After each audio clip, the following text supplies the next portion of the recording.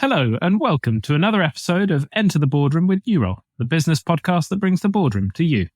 I'm your host, Oliver Cummings, CEO of Nurole, the board search specialist and market leader, bringing science to the art of board hiring. I wanted to take a moment before we start to let you know about the Nurole board community, Nurole's new level of paid membership. I'm often asked by people how to get their first board role and build a portfolio career. And that's why we started the community, which catalyzes your board career by giving you access to smart online networking, one-to-one career guidance with our headhunters, peer discussion threads, third-party board roles, a find a mentor service, and Q&As with senior board members. We're running a limited offer of a 2-month free community trial for Enter the Boardroom listeners. Head to community.nurole.com and apply the code NBC2month. That's November Bravo Charlie, numeric 2, Mike Oscar November Tango Hotel. Today's guest, Stuart Roden, was senior partner and subsequently chair of Lansdowne Partners, one of the UK's largest hedge funds. He is chair of Hetz Ventures, an Israeli VC firm, Lewis Advisors, a communications consultancy, and Tresidor, a European credit hedge fund. In the third sector, he is chairman of the Design Museum and Unlocking Potential, an educational charity he founded. He's also NED at the London School of Economics and a trustee of the National Gallery and Centre for Social Justice. Stuart, a huge welcome and thank you so much for joining us today. Great pleasure. Lovely to be with you. I want to start by talking about your perspective as an investor of the role of the board. When you were an investor, did the quality of the board ever come into your investment evaluation? The simple answer is very rarely. And I was thinking back at the number of times that we as a team, and I'm going back to both Lansdowne and pre-Lansdowne at Mercury, where we would have had an interaction with the board, specifically the chair or any other board members, relative to the times we would meet the CEO or finance director or other operational people. And I could count those on a single hand. And they typically would only happen in times of a crisis, a crisis possibly with the CEO, a crisis with the company, or in more favorable circumstances, if there was ever a very large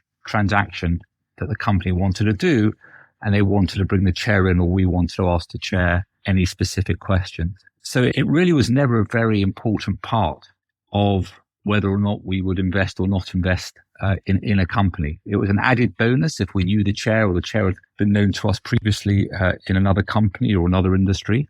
But it was very rarely part of our investment analysis or decision making. And to extend that to board members, I actually can't think of a time where we decided to go to a board member or a board member came to us, unless it was something which would have influenced specifically our investment decision. I actually can't recall a decision. Wow. So what is the implication of that as an investor, you didn't see any value in the board? I think that if we had a good chair and the CEO and the senior management team were strong and were able to discuss with us strategic options available to the company, the vision, their way of getting to fulfill their longer term objectives, it just wasn't important to us. It wasn't important. And I think it's fair to say that the role of the board has probably changed a lot in the kind of 40 years since I started investing. And I can't pinpoint exactly when that was, but it seems to me that a lot of board duties today are governance related rather than necessarily business strategy related, and that there is a general risk aversion amongst board members. And one can understand that. It's a pretty asymmetric risk being a board member. You don't get particularly praised if things go well, and if things go badly wrong, you can find yourself in trouble with your own personal reputational risk on top of it. It'll be unfair of me to say that the board isn't important because we weren't in board meetings and we don't know exactly what input any individual board member might have had, both to the chair, to the CEO or to the senior management team. But it's just not something that we came across and were aware of at all. And if they did have input and they did have important things to say, I guess we would have seen the output of that in our discussions with the CEO and his or her colleague, rather than directly. Really interesting. Ultimately, boards carry a cost for organizations. And I'll often hear people say board members are not compensated for the risk that they take. I mean, would you, as an investor, actually be happier without a board altogether? Because there is a cost there. Obviously, that's going to hit long-term value, cash flows. If there's no identifiable value, well, why not just get rid of them? Again, one had to distinguish between functioning and dysfunctional boards. But I think a well-functioning board will do things that I say that we may not be totally aware of. There's regulation, there's making sure everything is done in the right way. There's obviously big issues now about bringing on the ESG, the EDI, all of the things that a company needs to do. I think it'd be very hard to do without an external board. And the better boards will clearly have very good people on them who will be able to add value at the operating level. So I think I'm just saying we're not quite aware of what they do or don't do. And you only become aware of it typically when something goes badly wrong. And then we'll say, what was the board doing? What was the chair doing while X and X were happening? And we've definitely seen that. And where I can see it perhaps more obviously, because I'm now on the inside of it, is in the third sector, where it's quite clear from what I see, there are big differences between a board that works well and one that doesn't, which we can talk about later. But I don't know, for example, if I'm trying to make an analogy, if a funder of a charity from the outside, I suspect not know until it was too late whether the board of the charity or the organization in which they're investing was strong or not strong. You just wouldn't know it. It's very hard to find out from the outside, and one would put a lot of faith on the chair to make a board function properly.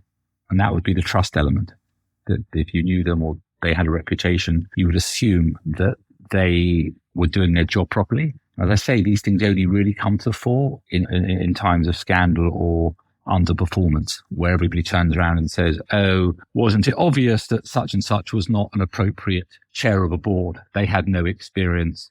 It's easy to see why it went wrong. And we hear stories like that the whole time. And I think there's an analogy here. I'm trying to think it through as we speak. But if you did a 2x2 matrix of a strong board, strong CEO as your best outcome, strong CEO board is probably okay. Obviously, weak CEO, weak board won't be good. But I think there's a kind of interesting quadrant, which is strong in the broader sense of the word, CEO, weak board.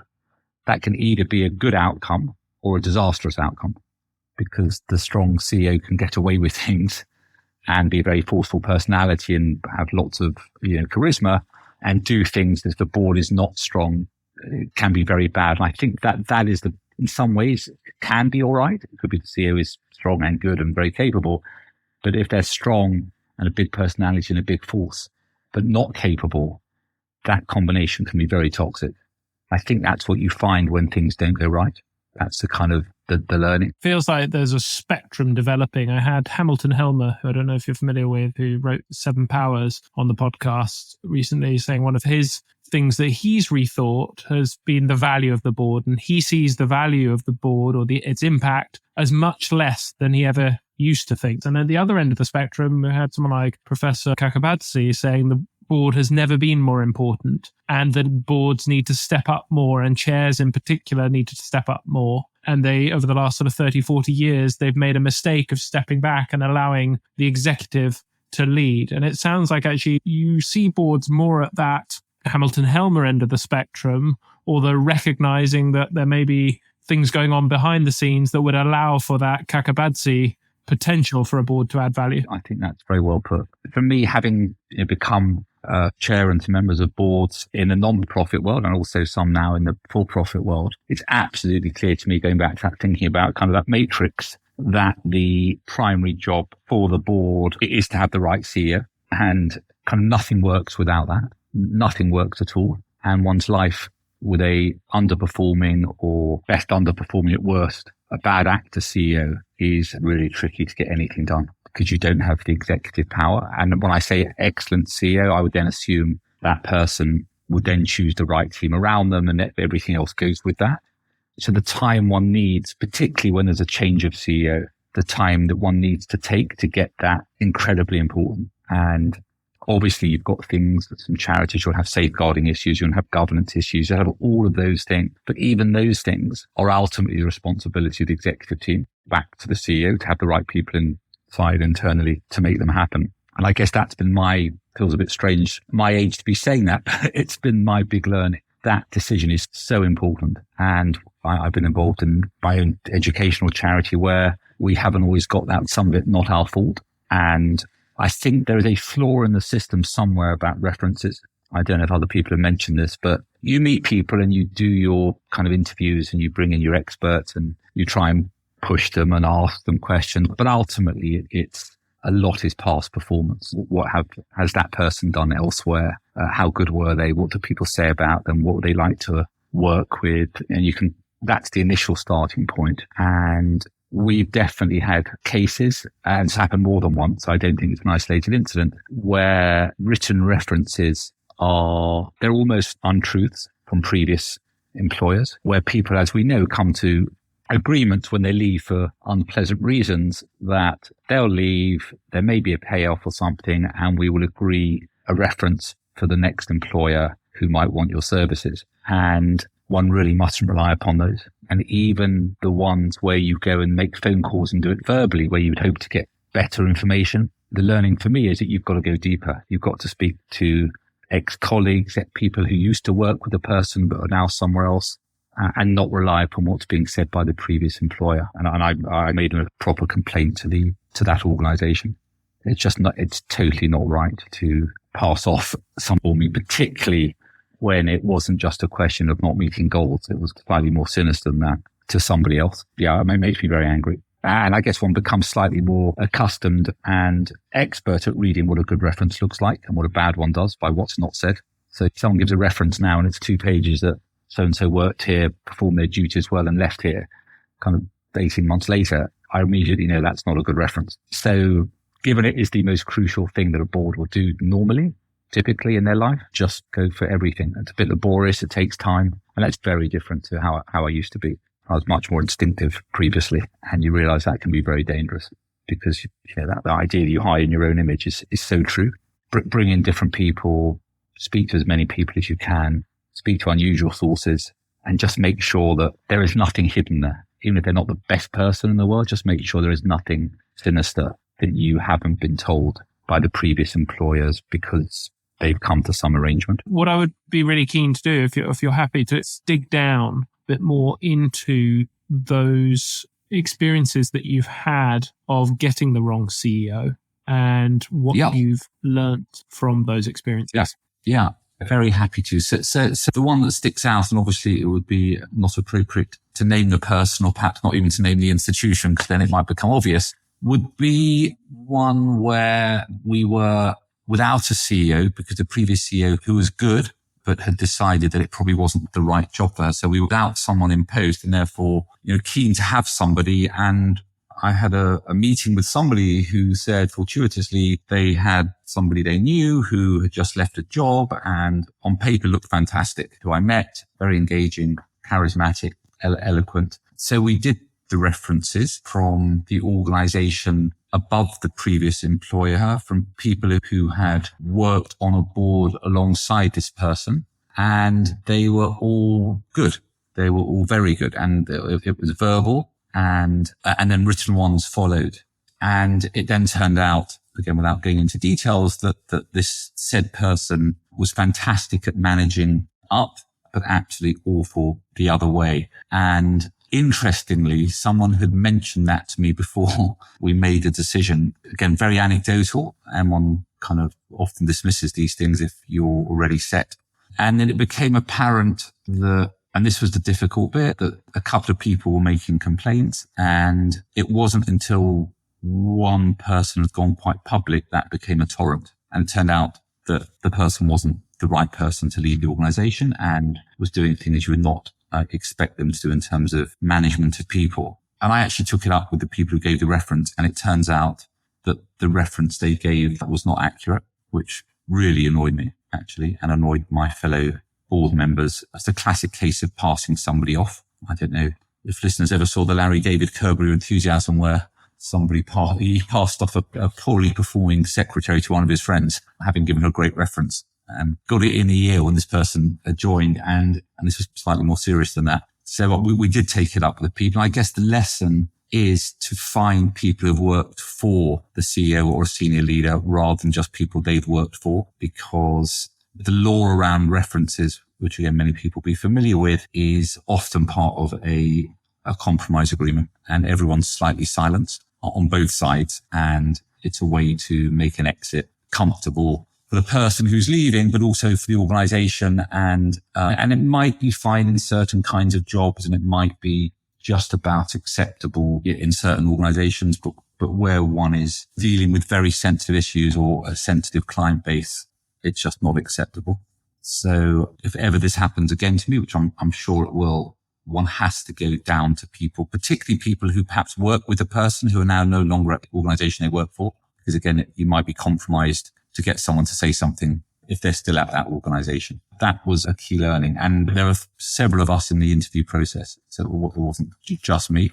And I think it's very easily to be duped by charismatic personalities who are very strong communicators. So that was definitely my worst experience. And there have been other ones which were, in a sense, one kind of knew the risk one was taking. And it turned out to be the case. And that was more about personalities not getting on. But it was a kind of a known risk that one thought it was worth a chance, and knowing that if it didn't work, it wouldn't be catastrophic. The person had enough very strong attributes, but as I said, weren't quite sure the chemistry with some of the other people in the team and in the organization were going to work out. And over a period of a couple of years, it was clear they weren't going to. And it was a pity, but I don't regret that, because had it worked, it could have been extremely good for the organization. I'll never do it on my own, ever, and suspect now need several people around to help do it. And I think some people are very skilled at teasing these things out. If someone's a bad actor, it's a bit like kind of fraud in a company. Whatever you do and whatever checks you put in place, if someone is a bad person or has got bad intentions, you probably aren't going to find that out until it's too late. And then you have to act very quickly.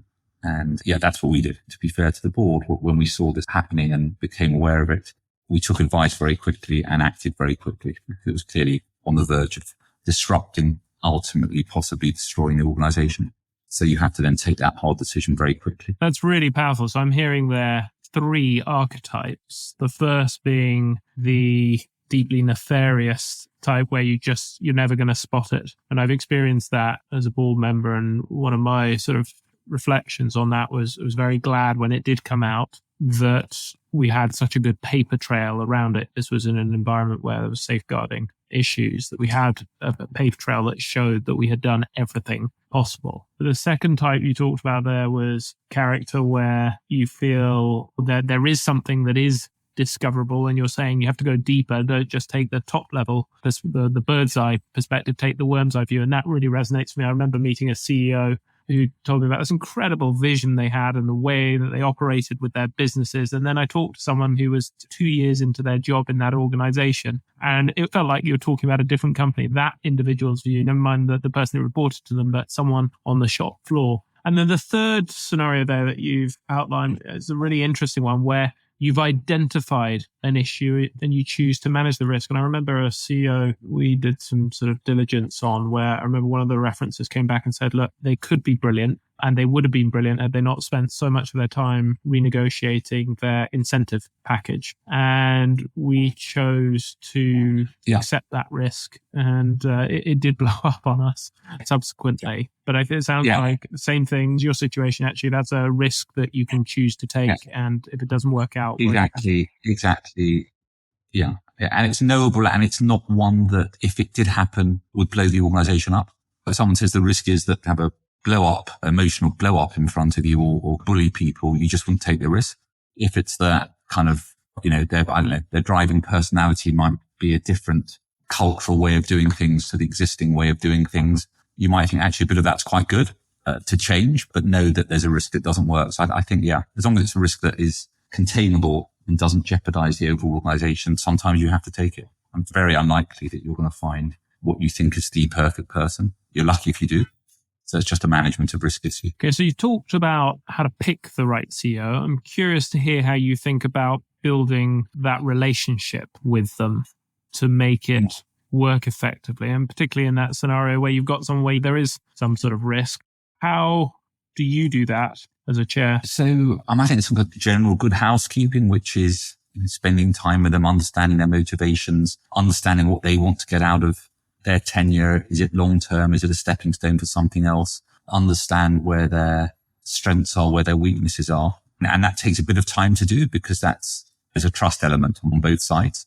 And so I think one has to put in that effort, and they can also see your strengths and weaknesses, and kind of work around from that and give them the confidence that there are very few people that can do everything. And that's nothing to be embarrassed about or ashamed of.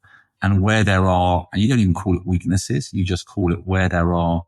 And I think the skill is to try and say, we want you to do what you're best at and enjoy. And those things that you're not, we'll try and take away from you. And it happened particularly interestingly, in the cultural sector, arts and other, where it's typically the case that what they would call the director is someone with an arts background, historian, expert, curator, and they're probably brilliant at that. And yet there are probably things on the management side of the organization which are actually not that interesting, and yet they're ultimately responsible for. And I think what you've seen in the last few years anyway is a lot of organizations, and I've seen it at the National Gallery, and we're doing the same at the Design Museum, is that you have a COO alongside the director who's equivalent to a CEO. And over time, as that relationship builds and the confidence builds, you take more of the, admin's an obvious example, kind of finance, things which the director might not particularly enjoy dealing with or might actually not be very good at, and you pass that over to the COO. And yet you keep the committee structure in place that in this case, the finance committee is still overseeing it, and the director would still be there, and there'll be a finance director, but the line of communication might go finance director, COO, rather than into the director. And you do that in a way which is empowering, and freeing, and not as a criticism. So I think that's one thing that one has to think very carefully about, kind of time and where the gaps are. Can we fill them? Can we help them? And then beyond that, it's the kind of giving them kind of space and confidence. And I think there's a general point about being a CEO. It's pretty lonely.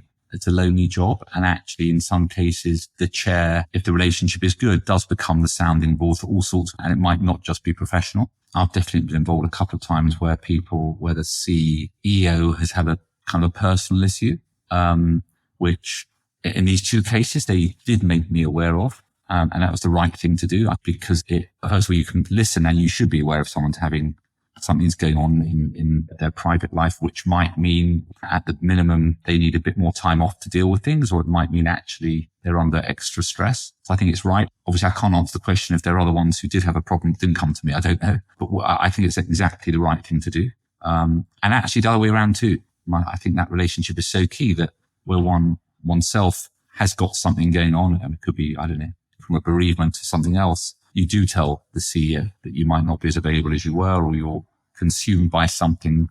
And so it's a very open dialogue. And again, it comes with trust. It comes with a degree of openness on both sides, which is very important. That's where I've seen the kind of best chairs do that. And another example for actually was during COVID, where I could see the pressure on a couple of the leaders of these organizations. A terribly difficult time for everybody, and they had their own issues, where actually in that case, I suggested to the chair that we have a conversation with the CEO director and just ask them if they wanted to take some kind of a few days off, because it was so incessant. I do remember that period where managing people from remote locations, revenue line under huge threat, staff having tough times, that the CEO ultimately takes all that on. So their welfare, I think, is important, and to be aware of that. And how do you, as a chair, ensure that you're discussing those sorts of things with a CEO? Because in my experience, there are some CEOs who will proactively bring it up, and there are others who will not. Do you have a standing agenda item? Do you look to do it outside of your meetings? Like, what's your approach to ensuring that those sorts of discussions are happening? Mine is to do it outside the meeting. It's definitely not for public consumption, and it's to have physical interaction. I don't diarise it, but I don't think 4 or 5 weeks would go along without a physical interaction or a kind of a phone call out of hours to talk about those things. Definitely not in the meeting. What we do in the meeting, again, which I can't remember when I first saw it. I can't remember exactly, but we do have a closed session of trustees where the CEO isn't present. So other people can maybe pick those things up if I've missed them. And that has definitely happened on more than one occasion, where other trustees who would have had interaction with the CEO would say, have you noticed that he or she seems to be under a lot of pressure, or I found out that X, Y, and Z. So if it doesn't come to me, those things generally do get aired somewhere. And that's definitely a good practice. It might not be about their welfare. It might be about they think the person's not doing a good job, or the person is doing a good job, or there's an underperformance somewhere. It's a sensitive issue, but definitely the issue of the performance, stroke welfare, stroke health, the CEO would be discussed there.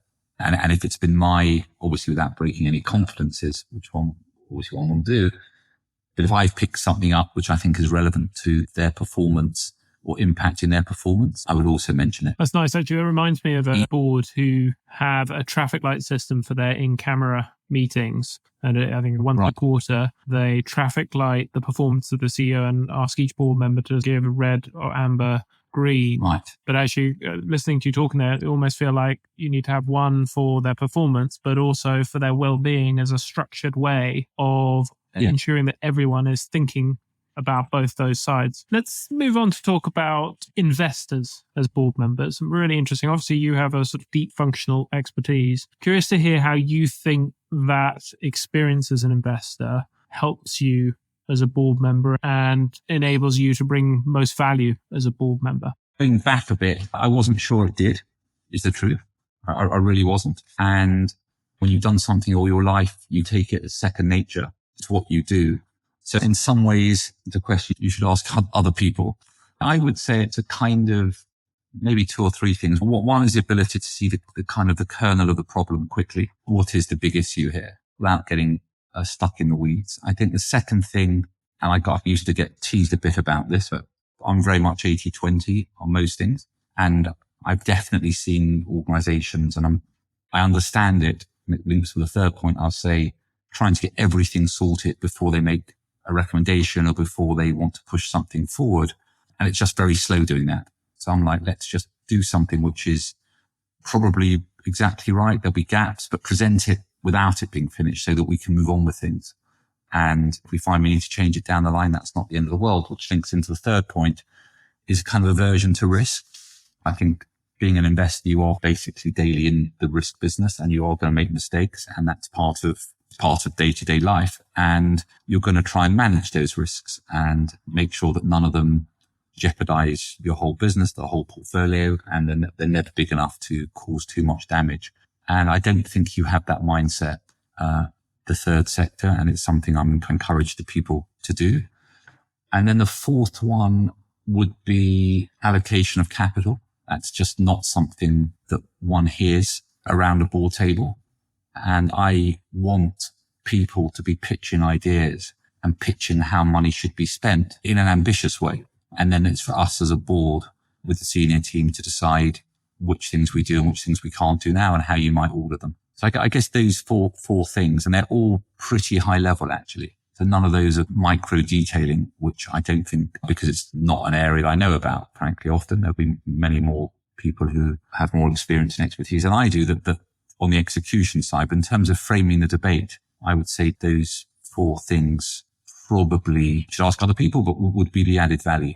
And just asking those one or two searching questions, which make people think about the big long-term picture rather than the nitty-gritty of day-to-day stuff. It's really interesting. I think a lot about that allocation of capital, which I guess probably does come from my own investor background, but I've expanded it now as a sort of an operator into allocation of resources and return on time invested. What's been interesting for me is working with others who don't have that background, who sometimes struggle to understand what I mean and how to compute that. Is that something you've experienced, and have you navigated it? Yeah, I've definitely experienced it. And I kind of individually, I've got a case now where I think it's a really important initiative. I'm actually not chair, but I'm responsible for it, that I think the person running it has done a business plan for it and a a forecast for it based upon what they think are the resources available. And so therefore it's not an ambitious plan. I think I've only got 2 million quid a year or whatever the number is. So I'm going to do a plan based upon that. And I'm saying that's just not what we need here. What we need is something which is incredibly ambitious, because this has got strategic importance to the organization, and that your job is to make the case for an investment 10 times that. Now, if the organization can't afford it, they can't afford it. But if you're, in a sense, competing against someone else who's making the pitch, make a very strong case and I'll support it. So it's that kind of thinking. That's on a kind of the ambitious level. And then on the other one, slightly less grand and less macro, it could be a marketing spend. It could be where we think there's an issue that one's underspending or to your point, committing resources. It could be people, it could be money. Make the case why this is a good use of money spent. And if everyone's making a case, we won't please everybody, but everybody knows it's what we think is in the best interest of the organization, that they'll buy into it. But it is a different mindset, completely different mindset. And I think one very important for the board to actually be spending a lot of time on. It's not to interfere with the kind of daily stuff. Have you had to recalibrate your return on resources thinking over your time as a board member? And I guess as an example of that, for me, I think there are probably certain things I under index on, the people side of things sometimes, the value and impact on people that's sort of harder to measure. Yeah, and I think that's right. I would say my most frustrating is slowness of response. So I've had to recalibrate that, because I can often quite see what I would do and potentially, because I'm kind of 80-10, how quickly I could get to what was close to be the right answer. And I think also, again, I was very lucky in the investment field when I was running the funds. We made a decision and we lived by it. And if it was wrong, we changed it. We didn't have to go through hurdles of getting approvals. And I know that's not the case in institutions, particularly not where there's government involvement or where they're set up for public good, where you have to do things more and you have to get buy-in from lots of people, and it takes a lot of time. And that is always frustrating me, particularly when you know the answer. You know what answer you're going to get to, but you can't do it quickly. So one has to be more patient and understanding of that. But at the same time, not just let it happen without putting kind of markers in place that they can do things more quickly than they might otherwise have done, because you're not asking for perfection. And yeah, so there's one player, I probably shouldn't mention it, but where the chair, I remember when I first started speaking to her, she said the institution often talks about name of the institution, blank, time, which meant things take a lot of time. And she said, I never want to hear that again. She doesn't want to hear that. That's just, no, we can try and do this as quickly as we can within all the constraints of getting buy-in and the input from the people we need to get to. But I don't want to hear that term again, because it normalizes the fact that you can take months and months over things where really it's not acceptable and slows us all down. Yeah. So I'd say that's been the thing that in some ways is most frustrating. But I think if one manages it carefully, one can move something from being ridiculously slow to just being mediocrely slow. Sure, the time has flown by, which means it's time to go to the lightning round, where I'm going to say a short statement and ask you for a quick response if you're ready. Perfect. First up, the boardroom behaviour that irritates you most. People speaking without having read the papers. Favourite quote and why? I'm going to go with one by Robert Frost, where he says, the only around is through. And I think I always operated like that. There were lots of times in my life when I was younger, I was trying to go around things. And now I've learned that you've got to go through them and be direct. And if there are consequences, so be it. But you're going to get to the end point more quickly. Your most significant professional insight? I'll do it on the subject of the board, I think, rather than other stuff. And for me, I don't think I can overemphasize that as a board member and as a chair of the board, getting the right CEO is everything. It's the difference between not only a successful organization or not, but it's also the difference between having a happy, calm life and one which is miserable and disrupted. Your worst professional advice that you've ever received? I think that probably comes from my late father, who I adored. He always wanted me to become an accountant, and I didn't listen to him. And I suspect I was probably right not to. What have you changed your mind on about boards over time? I think that there's obviously badly performing or poor functioning board and high performing ones. I think it's the fact that a poorly functioning board can risk an organization failing if you've got a CEO who is credible but not doing good things. And I say I talked a bit about my experience of that. That, again, is going to be the difference between an organization failing and not failing. And there are lots of public examples of that where you had a very powerful and charismatic a CEO that the board couldn't stand up to, and it works until it doesn't work. Getting that balance between allowing them their space, as I said, but making sure they're operating within guidelines, I don't think I realised until I've seen it up close. And then it can basically jettison the whole organisation. And we've seen examples of that. What's something people commonly misunderstand about you? Probably a lot of things, but I would say that kind of my levels of worry, stroke complexity under what might appear to be a calm exterior. Yeah. People often say I look calm, but they have no idea what's going on, which is probably a good thing. Good mindset for an investor. Poker player. Good mindset for a poker player. 3 things our listeners should take away from this podcast if they take nothing else. It's come up several times that the success of an organisation and of you as a chair and of the board is so linked to the performance and character of the CEO. And Jim Collins wrote about this when he did his Good to Great for the charitable sector. It's kind of people on the bus and who's driving the bus. And it sounds so obvious, but until you experience it not going, it's not obvious. I think that's one thing. I would say, again, I didn't know until I did it. I'm sure other people who listen to this would agree that there is a huge difference between being a board member and a chair. You can wing it as a board member. And I often see people winging it and they're not prepared. They haven't done the work. As a chair, you can't do that. You can, but you'll get found out and the thing won't last. So I think that's important. And I guess the other thing on, again, sticking to the theme of boards I think all boards, but in the charity sector, in the non-profit sector, often spoken about people put their names on to do board work, but they're not really committed. And it's not acceptable.